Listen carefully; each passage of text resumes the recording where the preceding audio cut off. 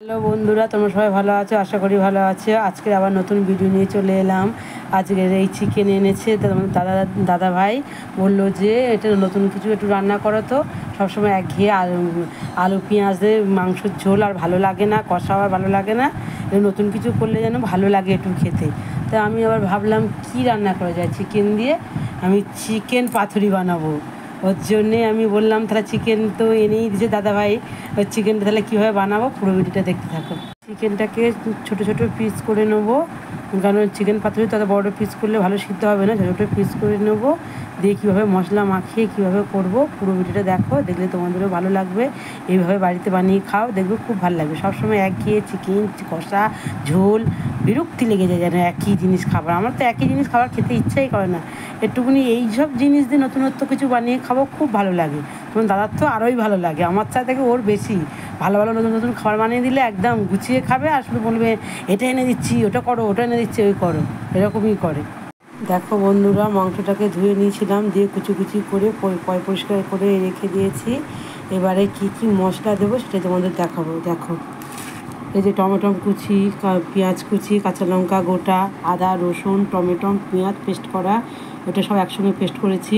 লঙ্কার গুঁড়ো, হলুদ গুঁড়ো, জিরের গুঁড়ো, চিকেন মশলা, একটু চিনি নিয়েছি, গোলমরিচ গুঁড়ো, আর মাছের ঝাল করছিলাম একটু কাই নিয়েছি, পেঁয়াজ আদা রসুনের যে মশলার কাই নিয়েছি, সব একসঙ্গে চিকেনটার মধ্যে ম্যারিনেট করবো। করে এই যে কলাপাতা নিয়েছি, গরম জলে হোক বা গরম আছে একটু ভাপিয়ে নেবো, নিয়ে তারপর কীভাবে চিকেন পাতুরি করবো দেখো। প্রথমে পেঁয়াজ, কাঁচা লঙ্কা টমেটো দিয়ে দিলাম, গোলমরিচ গুঁড়ো, জিরের গুঁড়ো, হলুদ গুঁড়ো, চিকেন গুঁড়ো, চিনি একসঙ্গে দিয়ে দিলাম, লঙ্কার গুঁড়ো, আদা রসুনের পেস্ট,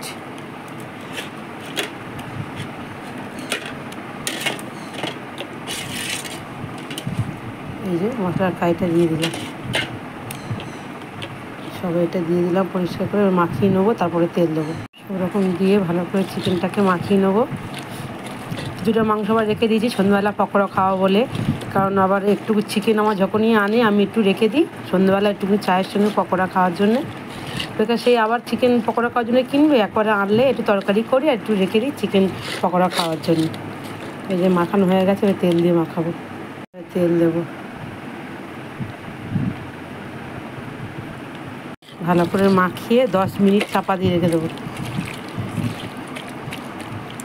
10 মিনিট ঢাকা দিয়ে রাখছি। দেখো না বন্ধুরা, দোকানে কাস্টমার এসে ওখানে চলে গেছিলাম ঢাকা দিয়ে, আবার এলাম।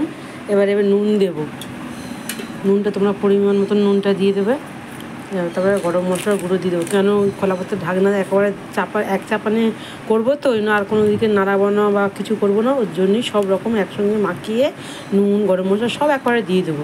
দিয়ে তারপরে এবার কড়াইতে বসিয়ে কীভাবে করবো দেখো। গরম মশলা দিয়ে দিলাম, দিয়ে আর একটু ম্যারিনেট করে রেখে নিই, মাখিয়ে ভালো করে। এইসব এগুলো এত সুন্দর টেস্ট হবে, না খেলে করে খাও দেখো, খুবই ভালো লাগবে। এবার ঢাকা দিয়ে দেবো 10 মিনিট। 10 মিনিট পরে তারপরে এটাকে কলাপাতায় চাপিয়ে দেবো কীভাবে দেখো। 10 মিনিট পরে আবার চলে এলাম, কীভাবে 10 মিনিট পরে কীভাবে এটা করবো দেখানোর জন্যে।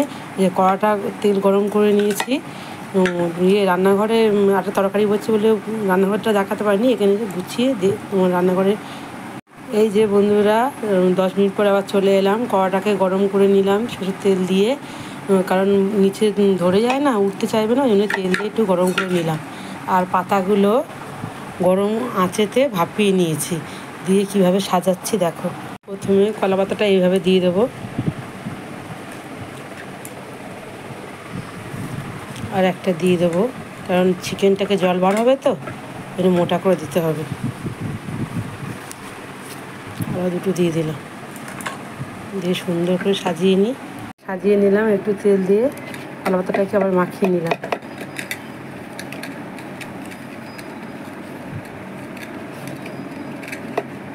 এবার মাংসটাকে দিয়ে দেবো, ম্যারিনেট করে রেখেছিলাম 10 মিনিটের জন্য, দিয়ে দিলাম। পরিষ্কার করে বাটিটায় মশলাগুলো দিয়ে দিই, তার উপরে কলা পাতা দিয়ে ঢাকা দিয়ে দেবো, সুন্দর করে মুড়ে দেবো। এটা কেন করছি, এটা তোমাদের বেশি কষ্ট করতে হবে না, খাটতে হবে না। এখনও গরমের সময় কেউই অত কষ্ট করতে যায় না, শর্টকাটে আমি করছি। কলা পাতা দড়ি বাঁধো, আবার খোলো, আবার ফেটে যাবে। এটা মোটা করে এ হয়ে দিলে সুন্দর টেস্ট, যেরকম কলা পাতা যে টেস্টই পাবে সেই টেস্টই একদম সেম একই পাবে, শুধু একবার করে খেয়ে দেখো। এই যে এটা ঢাকা দিয়ে দিলাম, এবার এটাকে একটু মুড়ে দেবো।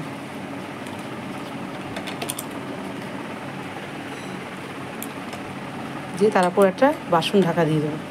গ্যাস জ্বালিয়ে দিয়েছি, একটা বাসনও ঢাকা দিয়ে দিয়েছি। এবার অন্তত 20 মিনিট হবে, দেখবো একটা খুলে, ঢাকনাটা খুলে দেখবো একটা হওয়ার তো একটা সৌন্দর্য, মানে একটা কি বলবো, বাষ্প একটা বার হয়, তাই জানবে যে হয়ে গেছে। না হলে আর একটু নয় ঢাকা দিয়ে আরও 2-3 মিনিট রাখবে, দিকে দেখবে একদম ভাতের সঙ্গে, গরম ভাতের সঙ্গে খাবে, দুর্দান্ত লাগবে।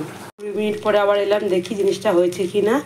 ঢাকনাটা একটু খুলি, দেখেই বোঝা যাবে।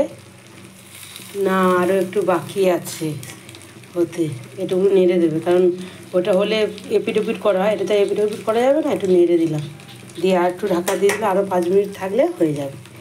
আবার ঢাকা দিয়ে দিলাম, আবার 5 মিনিট পরে আবার আসছি। এটা কোনো ব্যাপার না, একদিকে বসিয়ে ওইদিকে আরও সব রান্নাবান্না করো, সব কিছু করো, কাজবাজ করো। এটা আপন মনে, একার মনে গ্যাস আস্তে করে ছেড়ে দাও, তারপর মাঝে মাঝে একটু দেখবে এটা হয়েছে কিনা। চিকেন পাতুরি রেডি, এবার খুলে দেখা যাক কেমন হয়েছে। ও, এখনই তো দেখো, এটাতে তো এরকম শুকনোই হবে, শুকনো শুকনো খাবার। দেখো পুরো যেরকম মাছের পাতুরি হয় সেরকম চিকেন পাতুরি হয়েছে। এই যে খুব গরম এখন, পাথরি কলা পাতা, যে পাথরি করেছি ওইটা কলা পাতায় খাচ্ছি। ভাত নিয়েছি, পাথরি দিয়েই খেয়ে নেবো, এই দিয়েই দেখো না ভাত খাওয়া যাবে, শুকনো শুকনো দারুণ। সবসময় ঝোল ভালো লাগে নাকি, একটু এইভাবে খাবে, সুন্দর লাগবে, মুখটাও সুন্দর, মুখেও কাটবে আর খেতেও দারুণ লাগবে। এই যে আমি খাচ্ছি, প্রচুর গরম, একটু ঠান্ডা হোক। সঙ্গে সঙ্গে আমাদের রান্না হলে দেরি হয় না, কখন খাবো, সবাই মিলেমিশে এই যে খাচ্ছি। তোমরাও বাড়িতে বানিয়ে খাও।